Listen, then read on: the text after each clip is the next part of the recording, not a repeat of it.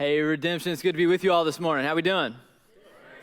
Good. Hey, it's really good to be here with you. Whether you're at Lagodi or here at our Jasper campus, man, we're so glad that you joined us. And especially if you are a guest today, we really want to welcome you. And it's our hope that you would experience something here today that would make you want to keep coming back, so that eventually maybe this place starts to feel like home. And the best place for us to maybe get to know you a little bit and to kind of take that first step for that is out at Next Steps. You can find that in the lobby at either one of our campuses after service. And we would love it if you stop by there, where there's some people that would love to just talk with you a little bit, answer any of those questions that you may have about this place, and just help us get to know you a little bit better. But today we're continuing in a series that we've been in for a few weeks, and it's called Multiply. And for us as a church, this is one of the biggest series of the year. Because what this is sort of our mission vision series for where we feel like God is leading us over these next couple of years. And so really, really important stuff. We're really asking you to engage with us, to be here, to be present. And man, I've loved the conversations that I've heard from people and just group conversations that are taking place as we kind of dive in to our different values.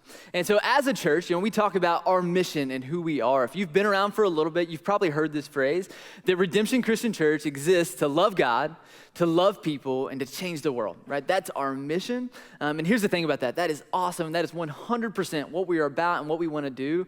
But man, that is big, right? When you talk about loving God, loving people, and changing the world, that's a really, really big thing. And it can seem overwhelming, and it can seem so big that where do we even start? Well, that's why in this series, we're diving into the specific individual values that sort of make our church. This is who we are. These are the things that are important to us. And these are the ways that we feel like we can accomplish that mission. The ways that we love God, the ways that we love people, and the ways that we can go about changing the world are in these values that we're looking at throughout this series.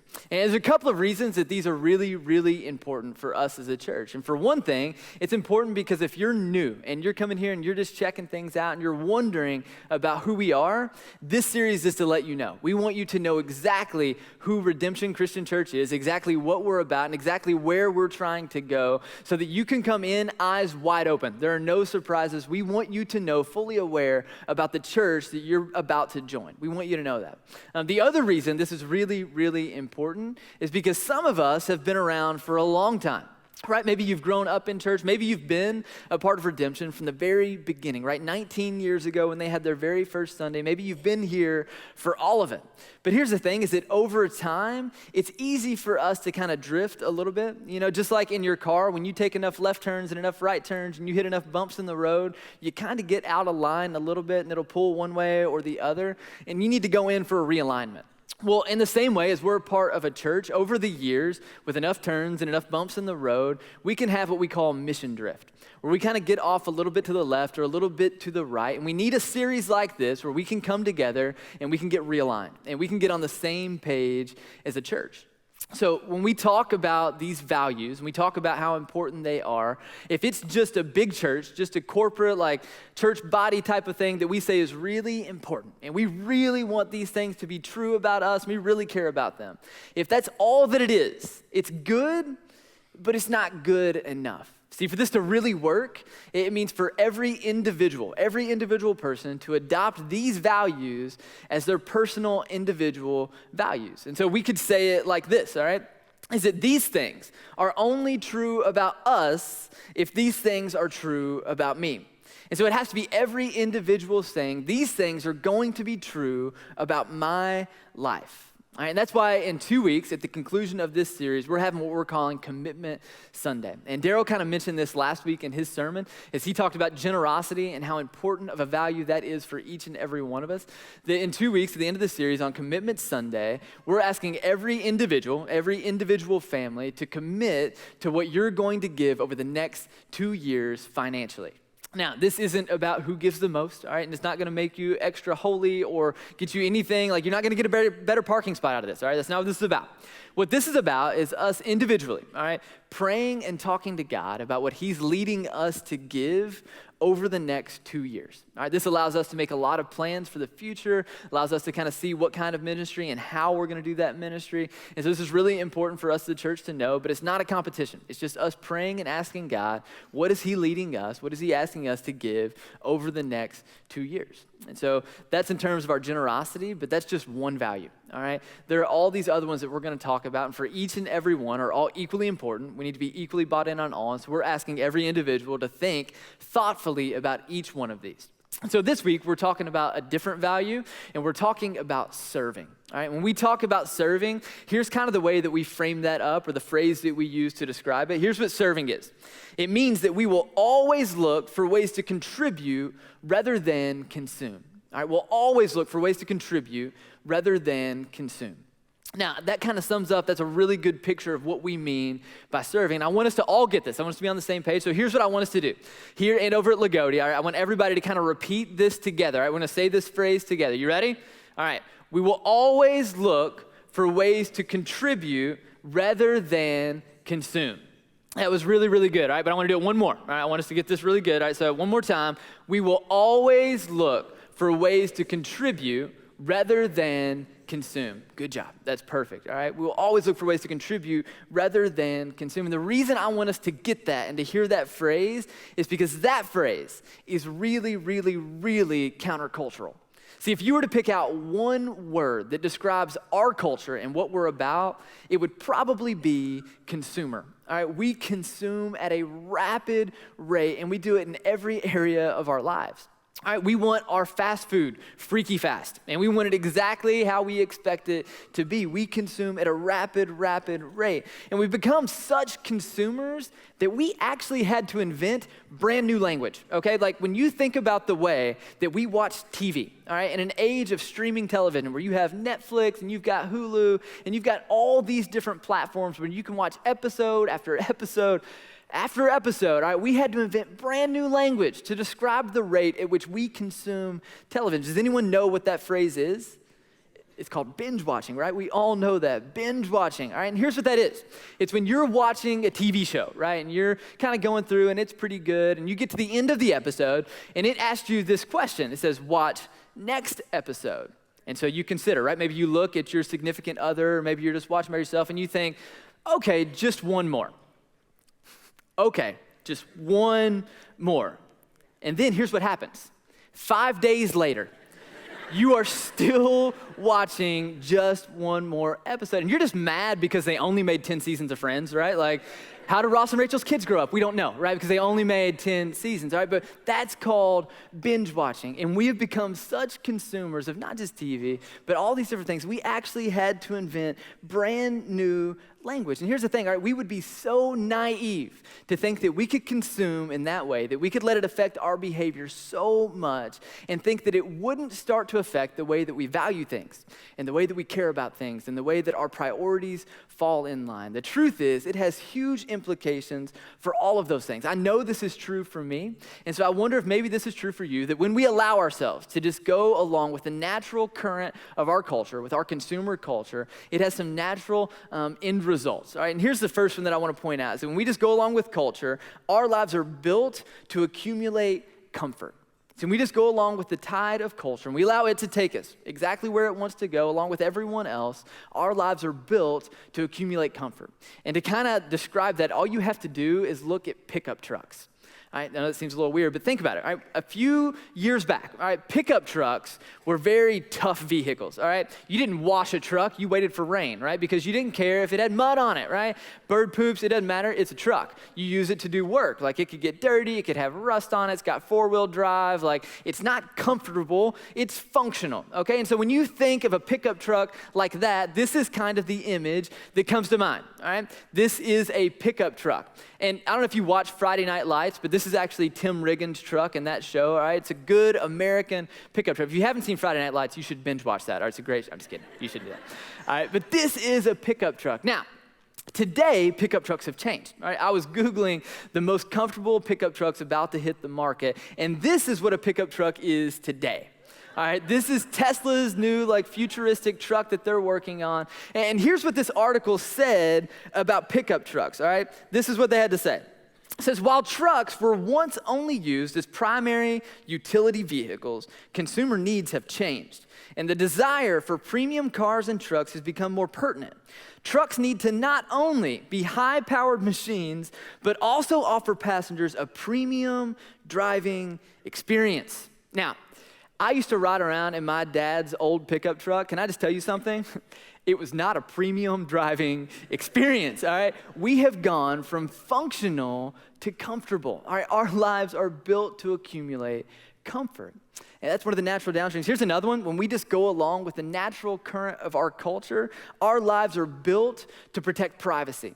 Right? We put up these barriers that keep everyone and everything at a nice, safe distance where they can't intrude upon us. They can't just enter into our lives without our permission and without it being at our convenience. And so you may have tons and tons of these relationships, maybe thousands of connections online, but you're protected by this barrier of a keyboard, right? You can engage when you want to engage, but only when it's convenient for you. And these people don't really have access to you. They have access to a screen with a profile on it that you created, because our lives are built to protect privacy. And even if you look at the way that we set up our homes and we build homes, sociologists point out that just a couple of generations ago, people built their homes right on the street, right, super close to the sidewalk. And the primary place where people hung out was built around the front porch. That way you'd have access to your neighbors. When people came by, you could talk and you could socialize right on the front porch of your house. But today, things have changed.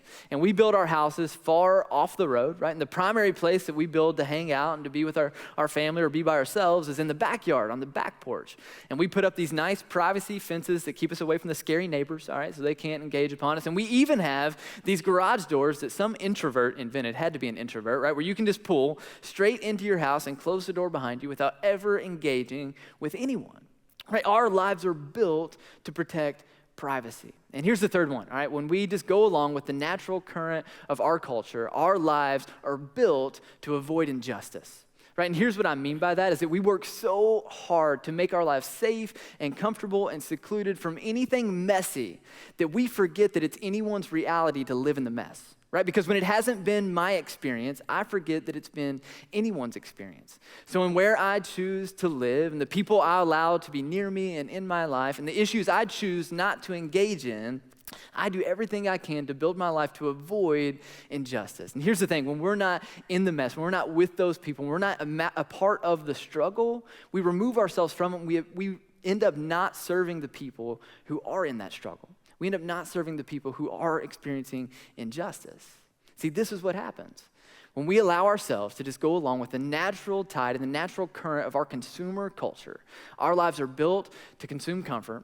Our lives are built to protect privacy, and our lives are built to avoid injustice. And now here's the thing, all right, before we get maybe really guilty and a little bit depressed, all right, because maybe some of that stepped on your toes, maybe it hit a little close to home, I know it does for me, all right, I want you to understand, I am not saying that it is evil for you to own a nice pickup truck. All right, that's not what I'm saying. I'm not saying that you need to go home and tear out your garage door, all right? That is not the point of this.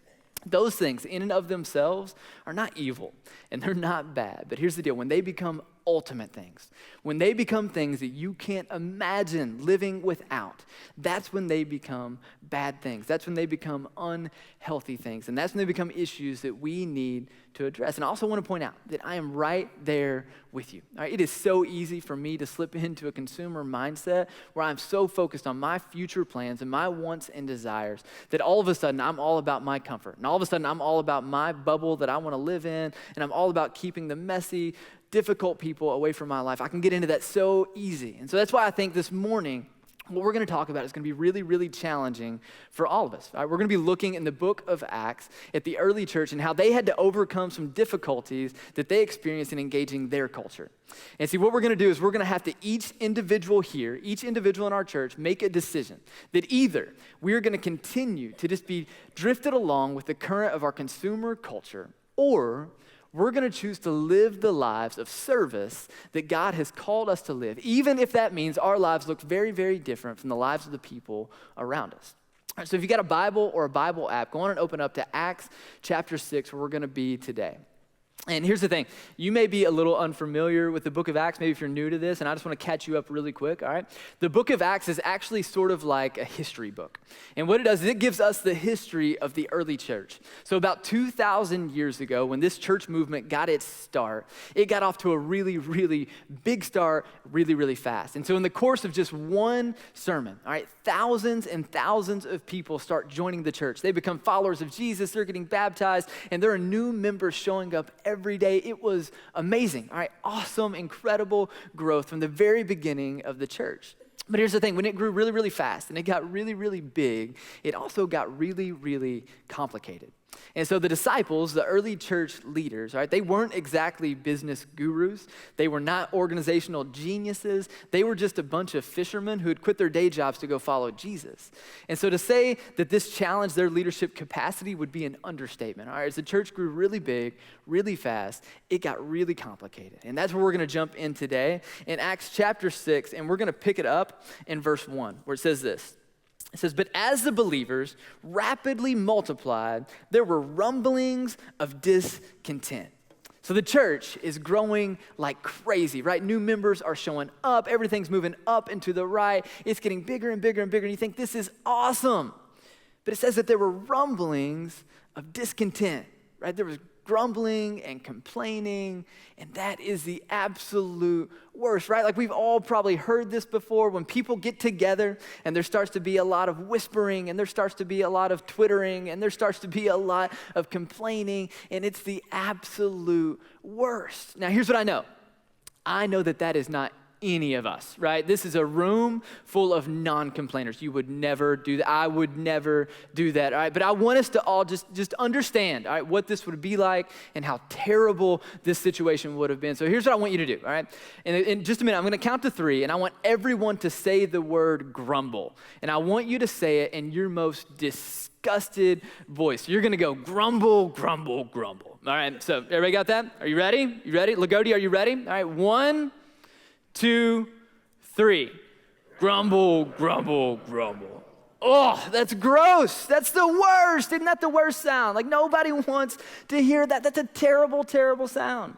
Especially if you're a leader. All right, put yourselves in the shoes of the early church leaders, right? Things are growing. It's going better than you ever hoped that it might go, right? People are showing up. People are joining the church. You're doing so many baptisms, your hands are getting pruny, right? Like that's how good things are going. That guy in the corner, he used to be blind. He can see now. Like things are going great. And yet there's grumbling and complaining. Like what in the world would you have to complain about? Well, it kind of fills us in. Let's keep reading in verse 1. It says this. It says the Greek-speaking believers complained about the Hebrew-speaking believers, saying that their widows were being discriminated against in the daily distribution of food. All right. Now, this is a really big accusation. All right, let me kind of fill you in, give you a little bit of context for what they're talking about. All right, so this is all taking place in Jerusalem. All right, and Jerusalem had this system that made them a really popular retirement destination for widows and the poor, because here was kind of what was going on. It was really difficult to be a widow. All right, and it's always difficult to be a widow, but in this day and age, it was actually dangerous, because they had no means to provide for themselves, which meant that if their husband passed away or their family passed away and they didn't leave them enough to take care of them, then a widow was in really, really serious trouble.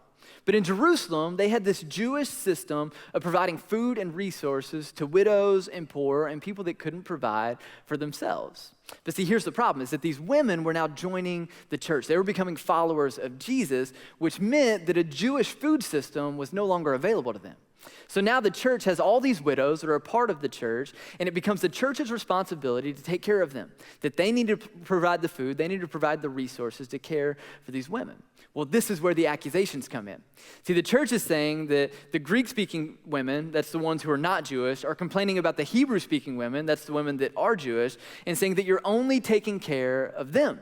And so if you were Hebrew speaking and you were Jewish and came from a Jewish background, that meant that you spoke the same way that the church leaders spoke. And you looked the way that the church leaders looked. And you kind of came from the same place that the church leaders came from. And if all of that was true, then you were getting resources.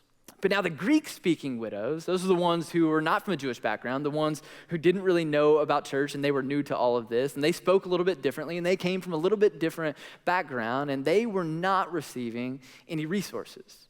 Now, do you understand how big of a deal that was? This was a powder keg that could have blown up the early church. And here's kind of basically, like, if you just put eyes on this and think about it. They were saying, if you look, speak, act like, and come from the same places as the church leaders, then we care about you and we take care of you. But if you are different in any way from that, then this place maybe isn't really for you. Man, that's a big, big statement, all right? And so what this tells us, in just this one verse in Acts chapter 6, gives us a lot of information about the early church. I just want to unpack that a little bit. The first thing it tells us is that the early church was diverse from day one. All right, from the very, very beginning, the church was made up of people from very different backgrounds.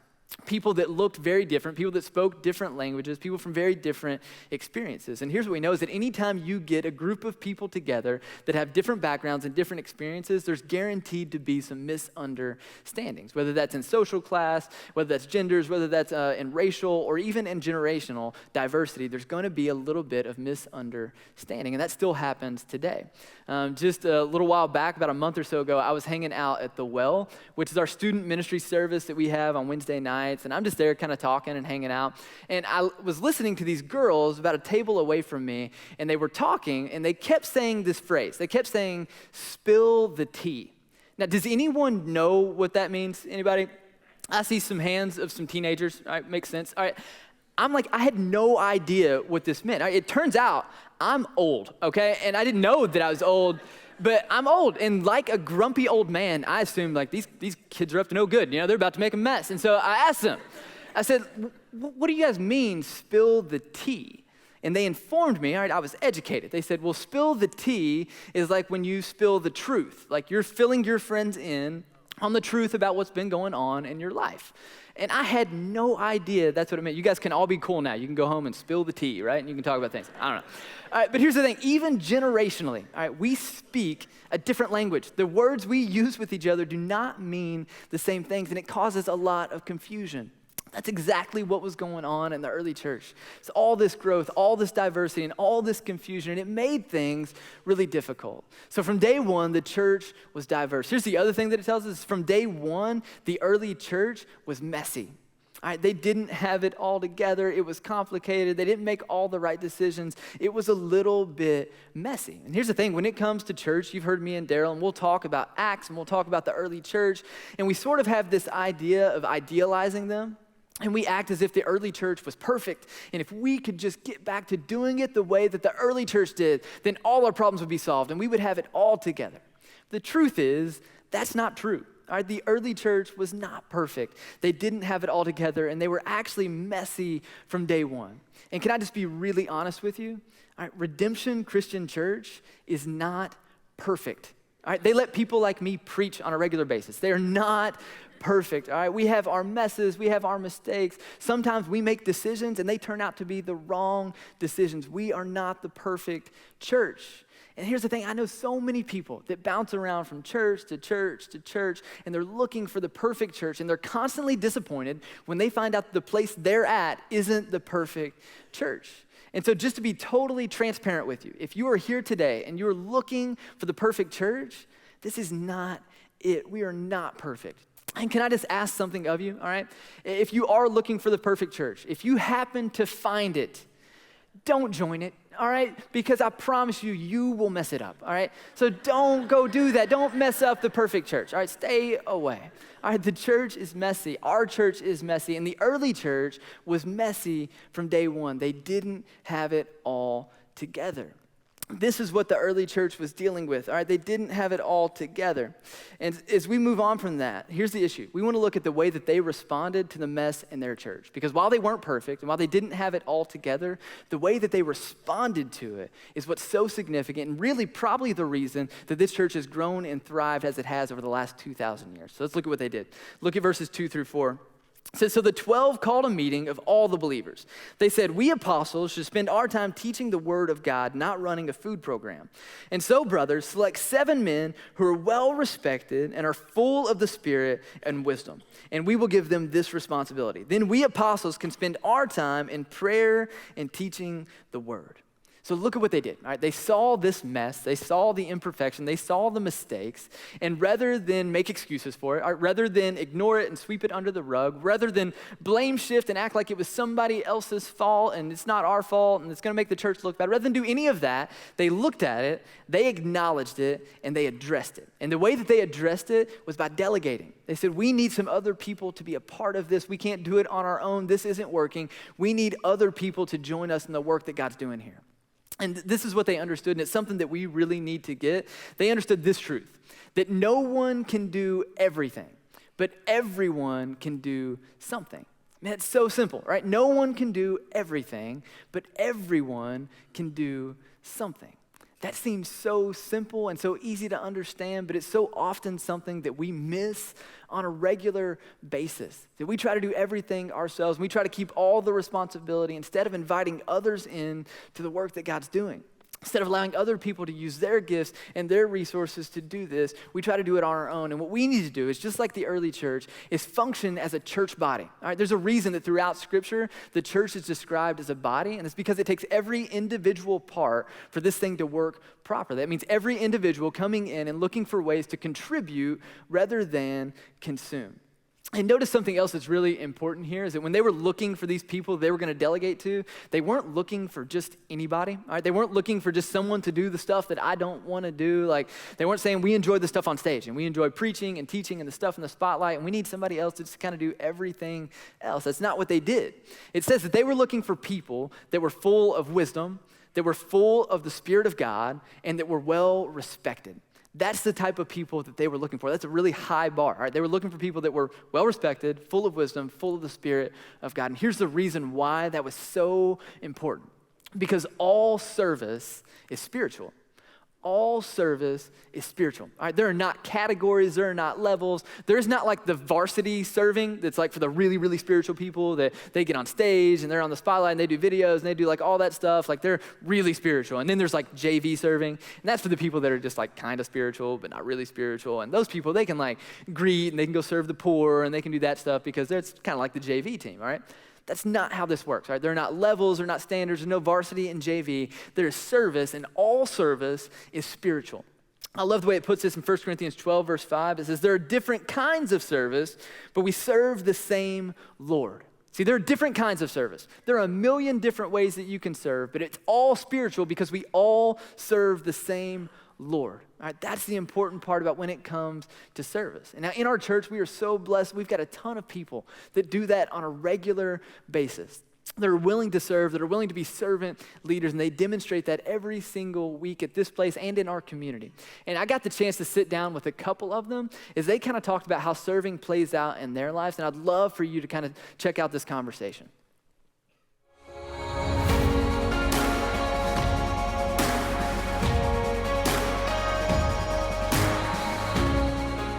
I wanted to jump in. I know you guys have been at church for around 4 to 6 years. Mm-hmm. I know a little bit of your story, but can you tell me like just some background? Like, how did you guys end up at Redemption and what got you connected here?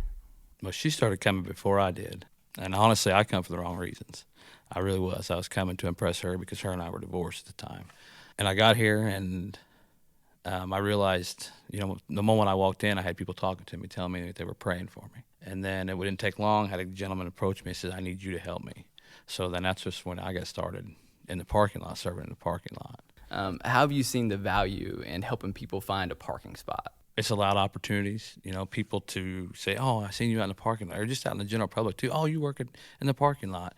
And yeah, absolutely. So it leads to friendships, getting to know more people. That's an awesome thing. I mean, you get to be the first face that people see when they come to church, right? Yeah, and it's not the prettiest face, but, you know, it's always try to got a smile, it's got a wave, and I always try to say good morning to every car that comes through. That's kind of cool, man. I know, like, as we talk about serving, we always say, like, we want to look for opportunities to contribute rather than consume. Yeah. And I think your story, like, speaks to that so much. Yeah. Because a lot of times when we start coming to church, like, we come for sort of those wrong reasons. You know, it's like, what can I get out of this? What is this doing for me? And there's a side of that, right? Like, Jesus does a lot for us. Yeah. But as you begin to follow him, it's like, no. It's not just what I can get from this. That's not what church is about. Right. It's I want to be a part of what Jesus is doing. Right. And so that's kind of your story of serving. Like, that got you guys connected here. Yeah. And I know you both serve in a lot of ways, both in the church and outside of the church. And so you serve in the parking lot. And then, Amanda, tell me a little bit, like, how are you plugged in at Redemption? So I do the cafe. You're the coffee lady. Coffee is like the most important thing in my life besides Jesus, so I have to spread it. I have to give it to everybody. That's one way to contribute, right? That's You're right. keeping people awake during Daryl's sermons. That's exactly right. No small feat. A lot of people, they look at the cafe and they're like, how is this contributing to like God's work? Like, why do we need a cafe at church? So like on a more serious note, like where have you seen some value in getting to serve there? So my favorite story about the cafe, I had a woman approach me, and she bought whatever, and we had pay it forward money, so I was going to pay it forward, and she said, "No, I am paying for this." And I said, "Okay." So I took the money, and she's like, "I have been coming for a year, and I have not had to pay for anything because of the pay it forward money." That's really cool. And It that little is. thing, like she found like generosity in Oh, that yes. one little piece that people probably don't even think about. But for her, that meant a lot. She'd never paid for coffee in a year. Yes, That's pretty that incredible. is awesome. You know, we talk about serving a lot, and I think the first thing we think of is because we're at church. It's like, well, that means serving at church, right? And that's a piece of it. But this is more of like a lifestyle thing. So, like, absolutely. outside of redemption, like, where do you find that, like, bleeding over into the rest of your life? Like, where are opportunities you guys see to do that? Us as a couple, we get to go to one of the nursing homes to, give devotionals to the people in the nursing home who can't get out, and it's just rewarding. It's rewarding to be able to do. And that's where you work, right? Yes. Well, I love that so much, though, because people ask a lot, like, man, I want to serve, I want to do something, but I don't know what to do. And I think a lot of times when people talk about that, like, what am I called to do? Where am I called to serve? Like, most often your calling is the thing right in front of you, like just staring you in the face. Yeah. You just need to make eye contact with it. Right. Yeah. And you guys found that, like, just in the place where you work. Mm-hmm. And you also lead a community group. Yes. Yes. Yeah, can you tell me a little bit about, like, I mean, do you guys do any projects together? Like, how do you encourage them to serve? Like, what does that look like? We work with CPS. If they have kids come into the system who don't have nothing, we keep a small fund amongst our group, and then when something's needed, we go get it, and then we turn it over to them. It's something that we'll never see. We'll never see, handed over. We'll never see. But the fact of knowing that, God allowed us to do that is huge. Yeah, and that's one of the, like, most important things, I think, when you start talking about why you serve. Sure, I mean, you're showing people love, like, but it's also like your community group, the people you serve alongside. Yeah. Like, you get to know them in ways that are just yeah. different, like that you can't get to know in any other way. Like, talking around a table, that's awesome and it's important, but you don't get to do the things and learn the things that you do when you start serving together. Right. And do you feel like, so you guys, but how many kids do you have? 2. You got 2 kids. And do you feel like this is something, like, for them to see it, like, have they started picking up on that? Oh my gosh, the book fair at school. They take their tour money and they buy other kids books. So they're doing chores at home. Yes. And they get their allowance and stuff from that, and then they're using that. to go buy other children's books at the book fair. And That's then really cool. That's not normal, No, it's not. No, not typically. It's not what most kids spend their allowance on, but Yeah. that's cool. They're learning that. Like, Yeah. they're seeing that model from you guys. And Yeah. We'll roll through a fast food joint somewhere, and they'll say, "Are we going to pay for the car behind us?" All the time. Or we'll go out to eat, and they say, "What kind of tip are we going to leave?" That's such a cool thing. Like, that they get excited about it. Oh, yeah. Yes. Because really, that's what serving's all about. It's not this task that you have to do that No. exhausts you. It's this thing that, like, it fills you up. That's where you Yeah. get blessed in the midst of it, right? It's Yes. not serving if you're not excited. Yeah. It's just not. Well, if you had to boil it down, what's the most important, or what's the main reason that you guys serve the way that you do? Well, God gave me this gift, and if He gave it to me, it's pretty important. It's something we need to be doing. It's not about me. It is about God. Every step we take is about God. And if He leads us to an opportunity, you got to accept it. I feel we missed far too many opportunities to love somebody in such simple ways. And if we're here to glorify Him, every step we take has got to be towards Him and for Him.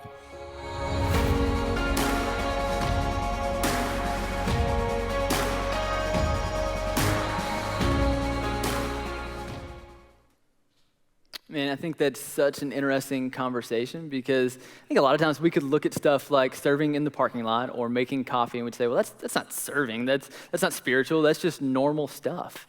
But the truth is, that is spiritual, right? All service is spiritual because people are being loved through that. People are being served through that. And God is at work in the midst of those things. See, that's what serving really is. When we take the normal, everyday things and we allow God to make them spiritual things as we do them for His glory and His work in the world around us. And we've all got those gifts that we can use for Him. See, God has given us, number one, this gift of grace that is a free gift that He gave to us. And in response to that is we want to show gratitude, and we want to begin to participate with Him in the midst of it it. And God, being the brilliant, good God that he is, not only gave us the gift of grace, but he also gave us the gift to say thank you and the gift to participate with him in the work that he's doing. Look at what it says in 1 Peter chapter 4, verse 10 through 11. It says, most of all, continue to show deep love for each other, for love covers a multitude of sins. Cheerfully share your home with those who need a meal or a place to stay. God has given each of you a gift from his great variety of spiritual gifts. Use them well to serve one another. Do you have the gift of speaking? Then speak as though God himself were speaking through you. Do you have the gift of helping others? And do it with all the strength and energy that God supplies. Then everything you do will bring glory to God through Jesus Christ. See, all service is spiritual, and God has given us all these different spiritual gifts that we can use to participate with him in the work in the world. And notice that when he talks about these gifts, he doesn't just talk about preaching, he talks about hospitality, right? That's when you can invite someone into your home and you can make them feel comfortable, right? That's a spiritual gift. And we all have these gifts. So often I think we come to church and we just come to consume rather than use our gifts to contribute to what God is doing. We've all got a spiritual gift. And some of you may be thinking like, well, that sounds great, but I don't really know what mine is. Well, here's an easy way to think about it, all right? Your spiritual gift is just this. It's whatever you're good at, use that to serve Jesus. All right, it's really that simple. Whatever you're good at, use that to serve Jesus. And so some of you are really good with tools and fixing things. That's great because we live in a broken world that needs a lot of stuff to be fixed. Some of you are really good at throwing parties, and that's awesome because I know a lot of Christians who need to be reminded how to have fun. All right, so throw a party. We have a lot of people outside the church that need to be shown that Christians can actually have fun, all right? One of the most Jesus-like things we can do is throw great parties. So that's an awesome thing you can do. That's a spiritual gift. Some of you are really detailed and organized. You need to partner up with some of these people that have huge dreams and ideas that will never become a reality if you don't step in and help them. We all have these spiritual gifts. And if you don't know what yours is, man, talk to your family, talk to your friends, and let them tell you the things that you're good at. And if they can't, then you probably need better friends, all right? But we all need people that can tell us, all right? That's when you join a community group, all right? Come in, jump in, and we'll help you figure it out, all right? We'll help you learn the things that you're good at. But we all have these gifts, and we're called to use them. We were made to use them to participate with God in the work that he's doing all around us, all right? Now, as we started, we talked about if we just drift along with our culture and the natural consumers that our culture is, then there's some natural outcomes that come of that. All right, so I want to wrap up by just asking a few questions. All right, questions really help me to process, to understand things, so I hope that these will maybe do the same for you. All right, here's the first one. When it comes to accumulating comfort, what am I unwilling to give up? All right, when it comes to accumulating comfort, all right, what do I have such a white knuckle tight grip on that I can't imagine letting go of it? All right, maybe for some of us, that's a certain level of income. And so you're holding on to your job so tightly in your career that maybe you're losing a grip on your family. All right, so what are you unwilling to let go of? For some of you, maybe that's a comfort you find in a substance or in a food or maybe even a hobby. And you keep saying that it's not a problem and you've got it under control. But the truth is that it's got you under control and that maybe you need to let go of that and trust God a little bit. Maybe for others of you, and this one's maybe the most common, is that maybe right now you're just in a really comfortable season of life. Things are good, you know the right people, you have this great group of friends, you're in a good place, but maybe you've gotten really comfortable and God's calling you to something new, and it's scary and it's different, and you don't want to move out of the place you're in. And what you need to do is trust God and let go and step into that new thing. So what is it that you're unwilling to let go of? Here's the second question. When it comes to protecting privacy, who are you keeping out? So maybe it's people who look a little bit different. Maybe it's people who come from a different experience than you or a different background. Maybe it's people that have a different income level, or maybe it's people that watch Fox News, or maybe it's people that watch CNN, all right? I don't know. But who are the people you're keeping out and why? You know, maybe it's the person you've lived next to for years, but you haven't learned their name. And why are we keeping those people out? So there's a lot of things that we consume and we try to fill our lives with, but is any of it really more important than people? Of course not, right? That promotion's not important. That stuff's not important. That next purchase isn't important. People are what's important. So who are you keeping out and why? Here's the third one. When it comes to avoiding injustice, where do you need to step in? I think for a lot of us, and I know this is true for me, I can get so focused on what I want for the future and the things that I want to make sure that my life is good and secure, that I forget about the injustice that's happening all around me. That these other people have these experiences every single day, and I just forget about it. And I put it at such a distance that I'm not involved. Just a couple weeks ago, I got the chance to sit down with some families from our church who are involved with foster and adoption. And man, it was so incredible to hear the stories of how they are stepping in and loving these kids who are in some really, really vulnerable situations. And see, I love that because that is exactly what our God has done for us. Right? That's the gospel, that Jesus stepped in to save us when there was nothing we could do to save ourselves. That's what he has done for us. That's the gospel message. When you've experienced that kind of love, the only natural response is to share it with everyone else around you. That's what it means to step in. So what injustice are you avoiding, and where do you need to step in? I know today we've talked about a lot of these different things, a lot of different ways to serve, and maybe some of that makes you uncomfortable. All right, maybe some of that is like tugging at your heart, or God's got a hook on you where he's pulling you in a new direction. And if that makes you uneasy, or if that makes you uncomfortable, can I just say that I'm really glad? It does for me too. I get those feelings, and I know that when I feel that way, that's when God is most often doing the biggest work in my life. So right now, I want to pray for all of us across the church, but as a church of individuals, that we would have the courage to trust God and to step out in the direction that he's leading us, to live a life of service with him. Let's pray. Father God, Lord, we thank you so much for being a God that moved first. You came to love and to serve us and to model the way of what this life looks like. And God, I just pray for each of us individually that you would give us the courage to follow you on that path, that we could walk alongside you and do the work that you're doing in this world, God. We just want to be your hands and your feet. In Jesus' name we pray, amen.